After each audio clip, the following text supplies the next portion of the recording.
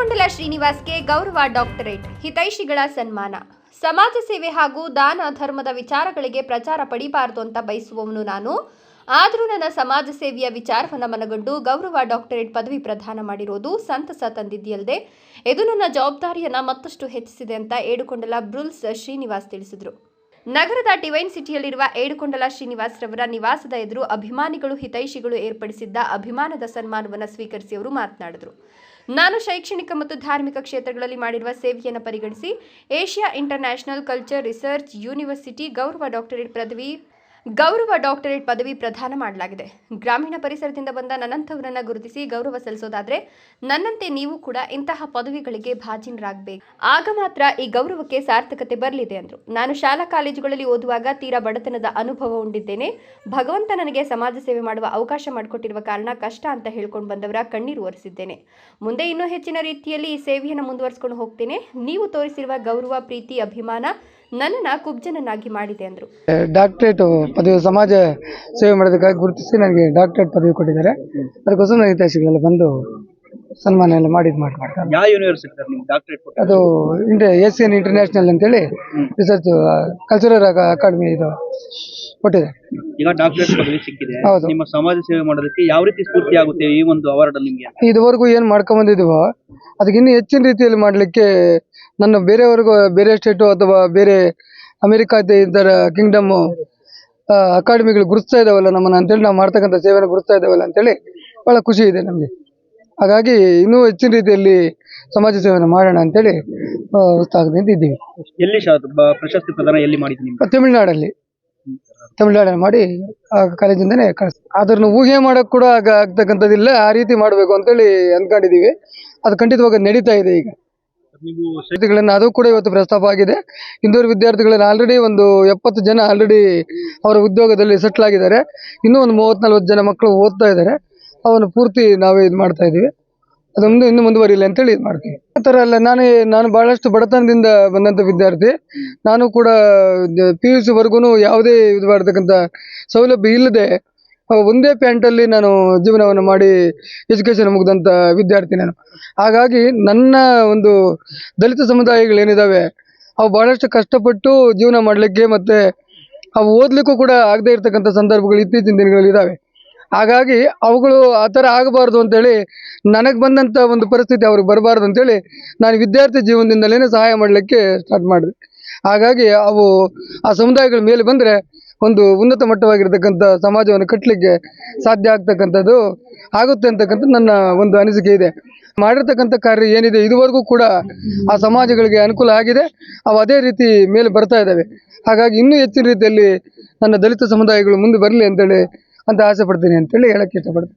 ಅವರನ್ನು ಜನರನ್ನು ಏನು ಮಾಡ್ತಾ ಇದ್ದೀನಿ ಅಂದರೆ, ಈಗ ಒಂದು ಉನ್ನತ ಮಟ್ಟಕ್ಕೆ ಎಜುಕೇಷನ್ ಕೊಡಿಸ್ಲಿಕ್ಕೆ ಅಥವಾ ಆರ್ಥಿಕತೆ ಏನಿದೆಯೋ ಸಮಸ್ಯೆಗಳನ್ನು ಮನೆಯಲ್ಲಿ ಒಬ್ಬರಿಗೆ ಫ್ರೀ ಎಜುಕೇಷನ್ ಕೊಡ್ತಕ್ಕಂಥ ಒಂದು ಉನ್ನತ ಶಿಕ್ಷಣ ಕೊಡ್ತಕ್ಕಂಥ ಕೆಲಸವನ್ನು ಮಾಡಬೇಕು ಅಂತೇಳಿ ನಾನು ಆಲ್ರೆಡಿ ನಮ್ಮ ವೆಂಕಟರಮಣಪ್ಪನ ಆಗ್ಬೋದು, ನಮ್ಮ ಸಮುದಾಯದ ಮುಖ್ಯಸ್ಥರು ಏನಾಗಿದ್ದಾರೆ ಮುನಿಕೃಷ್ಣ ಇವರೆಲ್ಲ ಏನಿದ್ದಾರೆ ಹುಡುಗರು, ಇವರೆಲ್ಲರಿಗೂ ಕೂಡ ಹೇಳ್ತಾ ಇದ್ದೀನಿ, ಆ ಸಮುದಾಯಕ್ಕೆ ಬೇಕಾಗಿರ್ತಕ್ಕಂಥ ಯಾವುದೇ ಮನೆಯಲ್ಲಿ ಉನ್ನತ ಒಂದು ಎಜುಕೇಷನ್ ಕೊಡಲಿಕ್ಕೆ ಭಾಳಷ್ಟು ಉತ್ತಮ ಕೆಲಸ ಮಾಡಬೇಕು ಅಂತೇಳಿ ನಾನು ನಮ್ಮ ಸಮುದಾಯದಲ್ಲಿ ಆಲ್ರೆಡಿ ಮನವಿ ಮಾಡಿದ್ದೀನಿ. ಅದಕ್ಕೆ ಬೇಕಾಗಿರ್ತಕ್ಕಂಥ ವ್ಯವಸ್ಥೆ ಕೂಡ ನಾನು ಮಾಡ್ತಾ ಇದ್ದೀನಿ. ಅದು ಆ ರೀತಿಯಲ್ಲಿ ನಾನೇನು ಅಂದ್ಕೊಂಡಿದ್ದೀನಿ, ಈಗ LKG ಇಂದ ಹಿಡಿದು UPSC ವರೆಗೂ ಒಂದು ಕಾಲೇಜನ್ನು ಒಂದು ರೆಡಿ ಮಾಡಿ ಆ ಕಾಲೇಜ್ ಮುಖಾಂತರವಾಗಿ ಶೈಕ್ಷಣಿಕವಾಗಿ ನಮ್ಮ ಸಮುದಾಯವನ್ನು ಮುಂತರಬೇಕು ಅಂತಕ್ಕಂಥ ಅಭಿಲಾಷೆ ನಾನು ಹೊಂದಿದ್ದೀನಿ. ಆಲ್ರೆಡಿ ಅದಕ್ಕೆ ಹತ್ತಿರದಲ್ಲೇ ಮುಂದಿನ ತಿಂಗಳಲ್ಲಿ ಮತ್ತೆ ಅದರ ತಳಪಾಯ ಕೂಡ ಆಗ್ತಕ್ಕಂಥ ಒಂದು ವ್ಯವಸ್ಥೆಯನ್ನು ಮಾಡ್ಕೊಳ್ತಾ ಇದ್ದೀವಿ ನಾವು ಆಲ್ರೆಡಿ.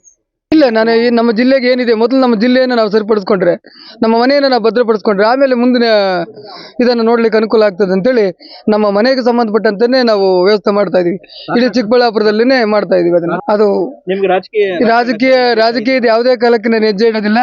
ಆ ರಾಜಕೀಯ ವ್ಯಕ್ತಿಗಳು ಮಾಡಬಾರ್ದು ಅಂತಕ್ಕಂಥ ಕೆಲಸವನ್ನು ನಾವು ಖಂಡಿತವಾಗಿ ರಾಜಕೀಯದಲ್ಲಿ ಇಲ್ಲದೇನೆ ಮಾಡ್ತಾ ಇದ್ದೀವಿ. ಹಾಗಾಗಿ ಅದು ಬಹಳಷ್ಟು ಖುಷಿ ಇದೆ. ಯಾವುದೇ ಇದುವರೆಗೂ ನಾವು ಮಾಡ್ತಕ್ಕಂಥ ಕೆಲಸಗಳನ್ನು ನೋಡಿ ಕೆಲವು ರಾಜಕೀಯಕ್ಕೆ ಬರ್ತಾರೆ ಅಂದ್ಕೊಂತ ಇದ್ದಾರೆ. ದಯವಿಟ್ಟು ನಾವು ರಾಜಕೀಯಕ್ಕೆ ಬರೋದಿಲ್ಲ. ರಾಜಕೀಯದ ಕೆಲಸನೇ ನಮಗೆ ಬೇಡ. ಈಗ 23 ದೇವಸ್ಥಾನಗಳು ಆಲ್ರೆಡಿ ಪೂರ್ಣಗೊಂಡಿವೆ.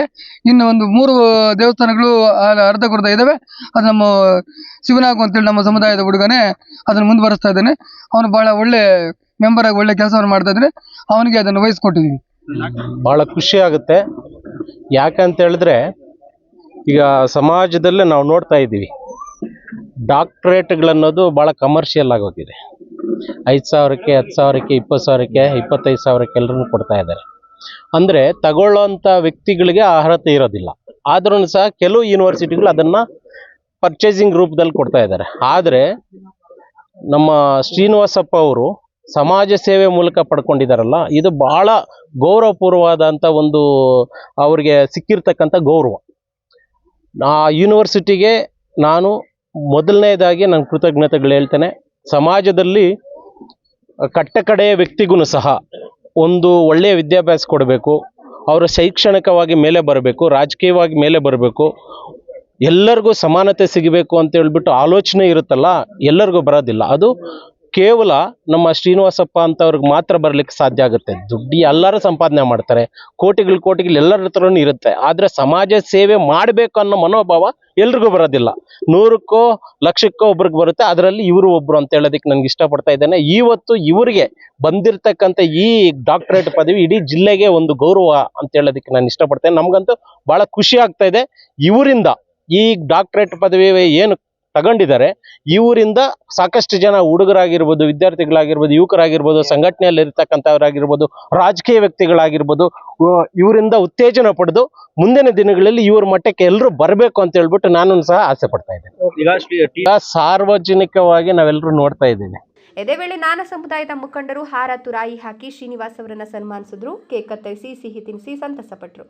ಈ ವೇಳೆ ಎಸ್ಎಸ್ಟಿ ಮುಖಂಡ ವೆಂಕಟರಮಣಪ್ಪ, ಯಶವಂತ್ ಕಲ್ಚರಲ್ ಅಕಾಡೆಮಿ ಅಧ್ಯಕ್ಷ ಮಂಚನಬೆಲೆ ಶ್ರೀನಿವಾಸ್, ಶಿಕ್ಷಕ ಶ್ರೀನಿವಾಸ್, ನಿವೃತ್ತ ಪ್ರಾಂಶುಪಾಲ ಚಂದ್ರಣ್ಣ, ಉಪಾರ ಸಮಾಜದ ವೆಂಕಟೇಶ್, ಅರಿಕೆರೆಯ ಮುನಿರಾಜು ಮತ್ತಿತರರು ಹಾಜರಿದ್ದರು. Jangalahalli Ashwath, power news 1 Chikkaballapur.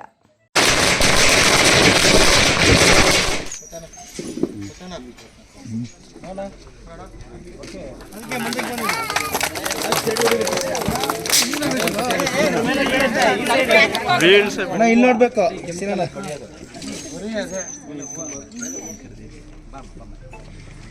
ಇನ್ನೊಂದ್ಸರಿ